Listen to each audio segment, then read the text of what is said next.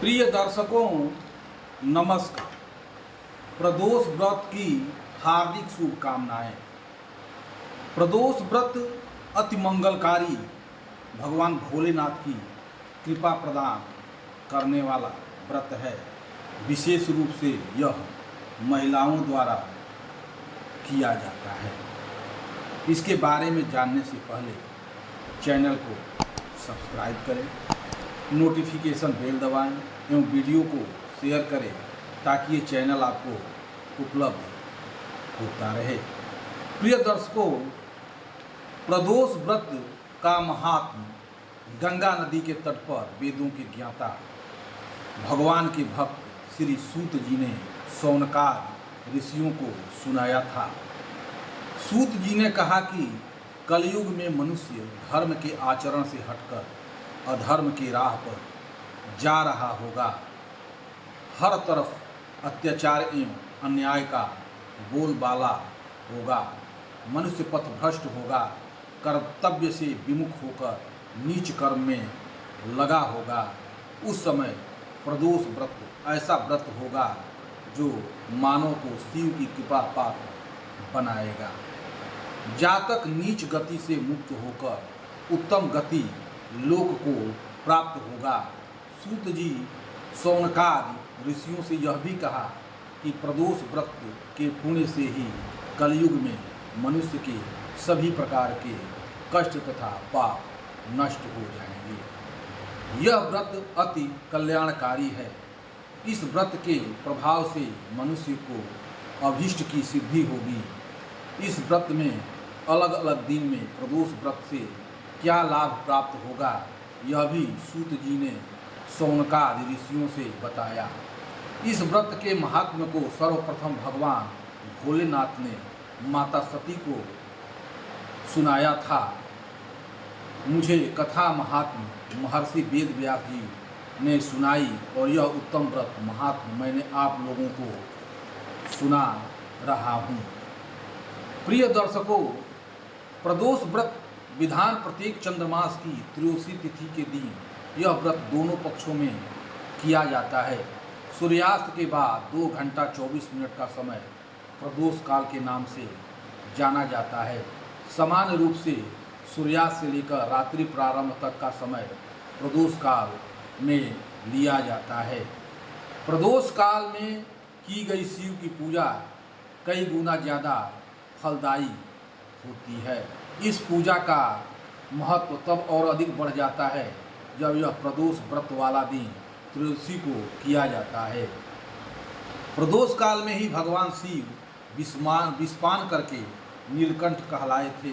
ऐसी मान्यता है कि प्रदोष काल में भगवान शिव भोलेनाथ कैलाश पर्वत पर प्रसन्न मुद्रा में नृत्य करते हैं। जिन लोगों का भगवान शिव पर अटूट विश्वास होता है उन्हीं लोगों को त्रयोदशी तिथि में पड़ने वाले प्रदोष व्रत का नियम पूर्वक पालन कर उपवास करना चाहिए। यह व्रत उपवास को धर्म मोक्ष से जोड़ने वाला, अर्थ काम के बंधन से मुक्त करने वाला होता है। इस व्रत में भगवान शिव का पूजन किया जाता है। जो भगवान शिव की आराधना करता है उसे गरीबी, मृत्यु, दुख तथा ऋण से मुक्ति प्राप्त होता है। वार के अनुसार प्रदोष व्रत के लाभ प्राप्त होते हैं। सोम प्रदोष पर किया जाने वाला व्रत आरोग्यता को प्रदान करता है। जिस मास में मंगलवार के दिन त्रयोदशी का प्रदोष का व्रत होता है उस दिन व्रत करने से रोगों से मुक्ति तथा स्वास्थ्य लाभ प्राप्त होता है। बुधवार को त्रयोदशी का प्रदोष व्रत होता है तो उपासक की सभी मनोकामना पूर्ण होती है, बुद्धि का विकास होता है। गुरुवार के दिन त्रयोदशी का प्रदोष व्रत होता है तो उपासक के शत्रुओं का विनाश होता है। शुक्रवार के दिन त्रयोदशी का प्रदोष होता है तो उपासक का सौभाग्य तथा सुख समृद्धि की प्राप्ति होती है। शनिवार को त्रयोदशी का प्रदोष व्रत हो तो उपासक के पुत्र प्राप्ति होती है। शनिवार के त्रयोदशी व्रत के उपासक के पुत्र प्राप्ति होती है। रविवार को त्रयोदशी व्रत होता है तो उपासक के आयु की वृद्धि तथा आरोग्यता सभी सुख प्राप्त होता है। प्रदोष व्रत की कुछ अधिक विशेषता लाभ भी बताया गया है। इसको पुत्र की कामना हो उसे शुक्ल पक्ष के त्रयोदशी को शनिवार उससे व्रत प्रारंभ करना चाहिए। कर्ज से मुक्ति के लिए शुक्ल पक्ष के मंगलवार को त्रयोदशी हो उससे व्रत प्रारंभ करना चाहिए। सौभाग्य तथा स्त्री की समृद्धि की कामना हो तो शुक्ल पक्ष के शुक्रवार से व्रत प्रारंभ करना चाहिए। अभीष्ट सिद्धि के लिए सोमवार के व्रत प्रारंभ करें। आयु तथा आरोग्य प्राप्ति के लिए त्रयोदशी रविवार हो उस दिन से व्रत प्रारंभ करें तथा 1 वर्ष तक प्रत्येक शुक्ल एवं कृष्ण पक्ष के त्रयोदशी को व्रत करें। व्रत के दिन प्रातः स्नान करके संकल्प करें और प्रार्थना करें और षोडशोपचार पूजन करें। जौ के सत्तू घी शक्कर का भोग लगाएं। 8 दिशा में 8 दीपक जलाएं और 8 बार दीपक को प्रणाम करें। उसके बाद नंदी आदि का पूजन करें। शिव पार्वती नंदी की प्रार्थना करें। नंदी के पूंछ सिंह आदि को स्पर्श करें। अभीष्ट सिद्धि प्राप्त होगी। प्रिय दर्शकों, प्रदोष व्रत करने से सभी प्रकार के दोष मिट जाते हैं। सारे संकटों से छुटकारा प्राप्त हो जाता है। प्रदोष व्रत करने से 2 गायों के दान करने का पुण्य प्राप्त होता है। प्रदोष व्रत एक बार में 11 या 26 प्रदोष तक ही किया जाता है या 11 या 26 प्रदोष करने के बाद उद्यापन करना चाहिए, तभी इस व्रत का पूरा लाभ प्राप्त होता है। बिना उद्यापन का किसी व्रत का लाभ प्राप्त नहीं होता है।